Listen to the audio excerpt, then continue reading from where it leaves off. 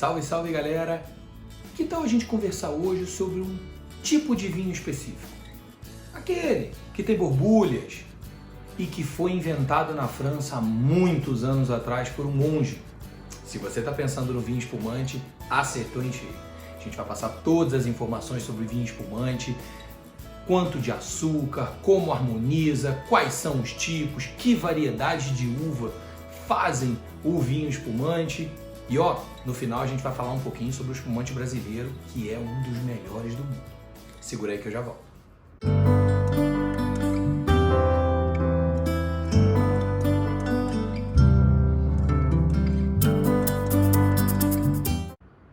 Entre os anos de 1600 e 1700, um monge francês chamado Dom Pérignon descobriu que algumas garrafas de vinho branco, ao descansarem nas caves ou ficarem nas caves, elas continuavam fermentando, o que gerava um pouco de borbulha dentro da garrafa, que na verdade era o gás carbônico aprisionado, porque essas uvas algumas vezes eram colhidas antecipadamente e ela não terminava de fermentar no processo de fabricação do vinho.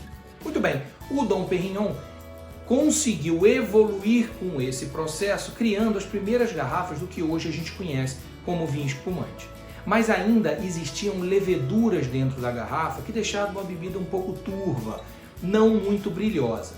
Por isso, anos depois ou décadas depois, a Viúva Clicquot, que hoje estampa a etiqueta do champanhe Veuve Clicquot, esse laranja que a gente conhece no mercado, aperfeiçoou o processo de Dom Pérignon, criando o dégorgement, que é a degola, e o remoage, que é virar a garrafa na cave para as leveduras ficarem mais perto do gargalo da garrafa e serem retiradas antes de terminar a produção. Mas a gente fala nisso já já. O vinho espumante, na verdade, ele é um vinho branco que sofreu um segundo processo de fermentação. O vinho branco é colhido, é produzido, pode ser ou não guardado por alguns anos e no processo de fabricação do vinho espumante, o enólogo pega várias daquelas amostras de vinho branco, podem ter sido, por exemplo, há 1 ano atrás ou 3 anos atrás, ele pega os melhores vinhos brancos e vai fazer uma refermentação que pode ser dentro da garrafa, no método tradicional ou champagnoise, que foi o método inventado pelo Dom Pérignon e aperfeiçoado pela Viúva Clicquot lá na França no passado. Ou ele pode ser refermentado em um tanque que vai dar origem a uma quantidade muito maior de vinhos e depois ele é engarrafado. Como que esse processo de refermentação é feito? O vinho branco, ele é colocado na garrafa, enfim, eu vou tentar fazer uma demonstração visual para que vocês entendam. Aqui eu tenho uma taça com água. Imagina que isso seja uma garrafa de vinho branco. Então o enólogo vai colocar leveduras que vão refermentar esse vinho branco. O que significa isso? A gente pode fazer essa demonstração com um efervescente dentro da garrafa. Então ele vai colocar no vinho branco esse efervescente e vai tampar a garrafa. Olha só, esse vinho está criando gás carbônico aqui dentro.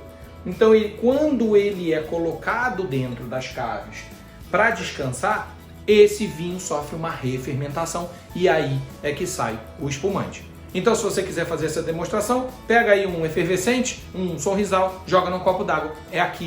É o papel da levedura no vinho espumante.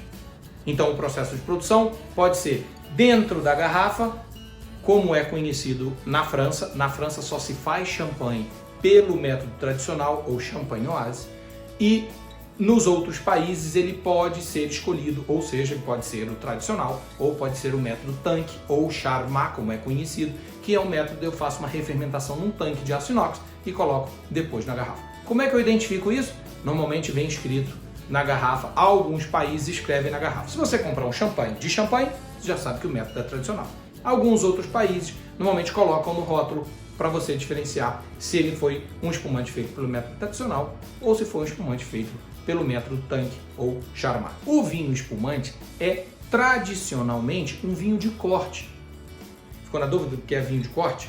A gente tem um vídeo aqui no Vinologia, vou colocar aqui em cima para vocês, que explica a diferença entre vinho de corte e varietal. Vinho de corte é um vinho que tem mais de uma uva. O vinho espumante é fabricado com as uvas Chardonnay, e Pinot Noir, na sua essência. Foi assim que ele foi inventado lá em Champagne, com um blend dessas duas uvas. Vinhos espumantes ao redor do mundo possuem nomes, com designações ou até apelidos que vão identificar um vinho espumante daquela região. Então, por exemplo, vinho espumante feito em Champagne se chama de Champagne. Champagne é uma região francesa onde se produz majoritariamente vinhos espumantes. Então, um vinho espumante da região de Champagne é um Champagne. Um vinho espumante, por exemplo, da região do Penedès, na Espanha, é chamado de cava. Então, as cavas espanholas são vinhos espumantes, mas que tem uma designação de um nome daquela região. Então, você pode ver no rótulo de um vinho espanhol espumante, por exemplo, vinho escrito cava, é um vinho espumante da região do Penedès, que utiliza uvas completamente diferentes, diferente do champanhe tradicional, que utiliza Chardonnay e Pinot Noir. O vinho, a cava, ou vinho espumante espanhol da região do Penedès, pode vir com várias uvas, pode vir com Chardonnay, pode vir com Garnacha, pode vir com Parelhada, pode vir com Macabeu. São uvas, algumas francesas, como a Chardonnay, e outras regionais que eles usam para fazer a cava. Outro exemplo é o Prosecco italiano, conhecidíssimo no Brasil. Fez muito sucesso aqui entre os anos de 2013 e 2016. Todo vinho espumante que aparecia no Brasil era Prosecco. Prosecco, na verdade, são regiões demarcadas do Vêneto, na Itália, onde se produz uma variedade de uva chamada glera, que dá origem a um vinho espumante feito na região que é classificada como Prosecco, e aí sai o vinho que é conhecido, o espumante que é conhecido como Prosecco. Essas são as principais regiões do mundo que existem vinhos espumantes com nomes específicos. Qualquer outro país do mundo você vai tomar um vinho espumante com o nome de espumante. Assim como no Brasil, o vinho espumante no Brasil é simplesmente conhecido como espumante. Chamar um vinho espumante de champanhe está correto? Se ele não tiver sido produzido na França, na região de Champagne, não está correto. É melhor você chamar de vinho espumante. Normalmente as pessoas têm mania, a gente vê muito por aí, de chamar vinho espumante de champanhe ou prosecco. Ele é simplesmente um vinho espumante, mas se coloca aquele nome, se chama pelo apelido e fim de papo. Mas o ideal é você chamar de vinho espumante para não correr o risco de errar no nome. Se você realmente estiver bebendo um champanhe francês ou uma cava espanhola ou prosecco italiano, aí você pode usar o nome de origem. Na França, normalmente se acha esse método em vinhos franceses, ou seja, em champanhes. Existe o champanhe, que é chamado de millésimé. Ele pode ser chamado de millésimé se for feito da mesma forma, mas ele é um vinho espumante feito com o vinho branco de uma única safra. Então imagina que 2007 foi uma excelente safra na França. Eu nem sei se 2007 foi uma boa safra na França, eu estou dando um exemplo. 2007 foi uma excelente safra na França, em Champagne, e aquelas uvas estão perfeitas para fazer um vinho somente com aquele vinho branco. Como eu falei, normalmente o enólogo mistura vários vinhos brancos, até de safras diferentes, para compor o espumante ideal. O millésimé é feito de uma única safra. Dependendo da variedade de uvas que vai num vinho espumante, ele pode receber duas classificações diferentes. A primeira, Blanc de Blanc, que é um vinho espumante feito só com uvas brancas. Lembrando lá atrás que eu falei, um vinho espumante tradicionalmente lá na França, né, como ele foi inventado, ele usa Chardonnay e Pinot Noir, que é uma uva tinta. Ele é vinificado sem a casca, vira um vinho branco. Blanc de Blanc utiliza basicamente uvas brancas, ou seja, não tem Pinot Noir. E o Blanc de Noir utiliza uvas tintas, ou seja, eu posso usar uma Pinot Noir e uma Garnacha, ou um Pinot Noir e uma Cabernet Sauvignon. Ele é um Blanc de Noir, ele é um espumante feito somente com uvas tintas. O espumante ele pode ser branco, de origem de um vinho branco, ou rosé, de origem de um vinho rosé. Existem essas duas variedades no mercado. Em relação à quantidade de açúcar, lembra que eu falei lá atrás que a viúva Clicquot inventou o degorgement? O que é o degorgement? Eu coloquei a levedura no espumante. Então ela refermentou, como eu mostrei para vocês na taça, houve uma refermentação. Aquela refermentação vai gerar a borra da levedura. A garrafa fica de cabeça para baixo no método tradicional e a levedura se concentra toda no gargalo. Quando eu retiro a levedura, eu coloco uma bebida chamada licor de expedição ou um licor que tem um grau de doçura. Dependendo da quantidade de licor de expedição, é a quantidade de açúcar que vai no espumante. Ou seja, se eu colocar 0 de licor de expedição, eu tenho o espumante Natur, que tem 0 de açúcar. Se eu colocar um pouquinho de licor de expedição, eu tenho o Brut. Colocar um pouco mais, eu tenho o Demi-Sec. E se eu colocar bastante, eu tenho o doce. Ou seja, eu vou de 0 de açúcar para muito açúcar, dependendo da quantidade de licor de expedição que eu coloco na garrafa quando eu retiro a levedura. Isso no método tradicional. E no método tanque ou no método Charmat, como é conhecido mais popularmente, essa quantidade de açúcar já está intrínseca dependendo da quantidade de refermentação que aquela levedura vai fazer. Se eu interromper antes a fermentação, sobra um pouco mais de açúcar. Se eu deixar refermentar tudo até a levedura morrer, sobra um pouco menos de açúcar, ou seja, ele vai ser mais seco ou mais brut, como a gente conhece popularmente no mercado. Se você gosta de um vinho espumante mais seco, que não tenha muita doçura, você vai para o Brut ou para o Natur, que não é muito comum no mercado, mais comum é o Brut, que tem uma quantidade de açúcar pequena. Se você gosta de um vinho espumante um pouco mais doce, no Brasil se produz um vinho espumante da uva Moscatel. Normalmente, quando você vê um vinho espumante da uva Moscatel, ele já é um pouco mais doce. A Moscatel já é utilizada para isso. Mas o mercado brasileiro tem muita variedade de um espumante feito da uva Moscatel ou Moscato, que é um espumante muito doce. Ele tem uma doçura muito elevada. Então, se você gosta de um vinho mais doce, vai para o espumante Moscatel. Se você gosta de um vinho mais seco, vai para o espumante Brut. Quais são as taças utilizadas para o vinho espumante? Tradicionalmente é utilizada uma taça chamada flauta, que é esta taça aqui.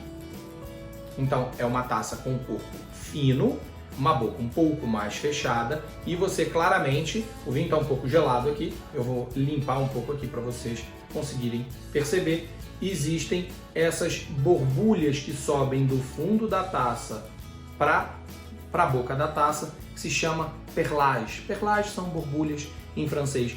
Estas borbulhas são produto da segunda fermentação do vinho branco, que vai dar origem ao espumante. Nada mais é do que o gás carbônico que fica aprisionado na garrafa. Obviamente ela está sob pressão, né? A levedura fermenta, então ela coloca pressão na garrafa e esse gás carbônico está sendo aqui retirado e estão subindo as bolinhas e ele está explodindo aqui. Esse é o gás carbônico que ficou aprisionado na garrafa. Então essa é a taça flauta, muito comum no mercado. Geralmente se enche a taça nessa quantidade, 3/4 da taça é o ideal para você degustar um espumante, ok? Mas no Brasil, em alguns locais do mundo, tem se usado mais outro tipo de taça.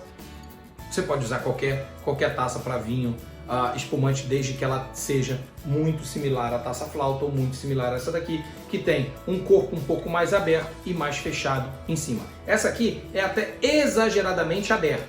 Ela é quase uma taça de vinho branco. Vai aqui do gosto pessoal, eu estou usando os extremos, mas existem taças que são um pouco menores, que tem um corpo, um bojo um pouco menor e a boca um pouco mais fechada. Está se usando muito no Brasil. Procura lá taça de espumante balão, que é popularmente o nome que se chama, ou taça de espumante um pouco maior, de champanhe, enfim, de espumante, que você vai encontrar este tipo de taça facilmente na internet ou em alguma loja de cristais ou de vidros que você costuma comprar suas taças. Harmonização com espumante. Isso é muito importante porque o espumante é uma bebida que tem uma certa versatilidade para a culinária, mas a gente tem que tomar muito cuidado.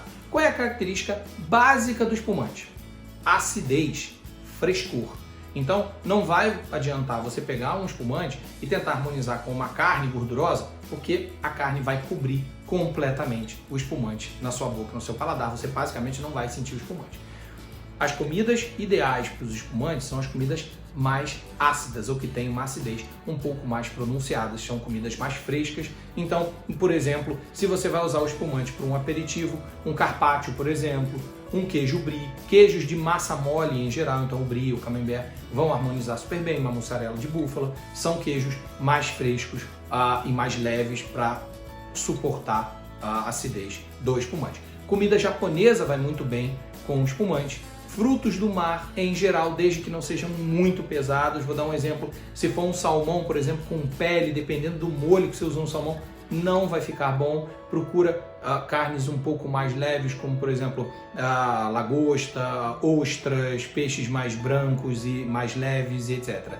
Vai para um risoto, por exemplo, de alho poró com um raspo de limão siciliano, também funciona muito bem, porque são comidas que têm acidez. Então a harmonização do champanhe, ou do vinho espumante, ou da cava, ou do prosecco, chame da forma que você mais gostar, precisa de comidas um pouco mais frescas e mais ácidas. E por fim, o espumante brasileiro. Isso é um recado muito importante, porque o Brasil é um expoente na produção de vinho espumante. Nosso vinho espumante, que não nos escutem os franceses, nem os italianos e nem os espanhóis e ninguém do mundo que faça espumante, são um dos melhores do mundo. Alguns produtores brasileiros costumam fazer espumantes até melhor do que champanhes franceses, muitos deles inclusive. Então, se você ainda não conhece o espumante brasileiro, experimente. Nós temos produtores excelentes no Brasil. O vinho espumante brasileiro é muito bom, tanto o vinho do método tradicional quanto o vinho do método Charmat ou Tanque. É um vinho de muita expressão, é um vinho muito gostoso. O preço é muito melhor do que você gastar com um champanhe caro. Compre um espumante brasileiro que você não vai se arrepender e ainda vai estar ajudando os produtores e o produto nacional, que é o produto da nossa terra. Nos últimos 2 anos, apareceram no Brasil espumantes que não são retiradas as leveduras da garrafa. Ou seja, eles são do método tradicional, como é feito lá em Champagne, ou o método champenoise, e as leveduras não são retiradas no processo de degola. Ela fica na garrafa. Então isso te dá um espumante muito mais complexo, porque a levedura ainda está ali.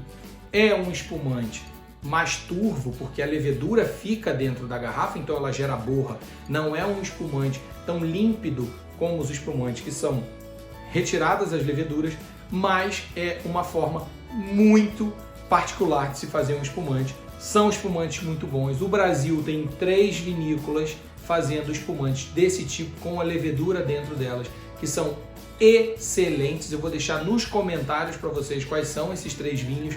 Provem, porque é uma sensação completamente diferente de aroma e sabor. Espumante é isso. Espero que vocês tenham gostado do vídeo. Espero que seja mais fácil agora apreciar um espumante e a gente tenha descomplicado um pouquinho mais a ciência do vinho. Até a próxima!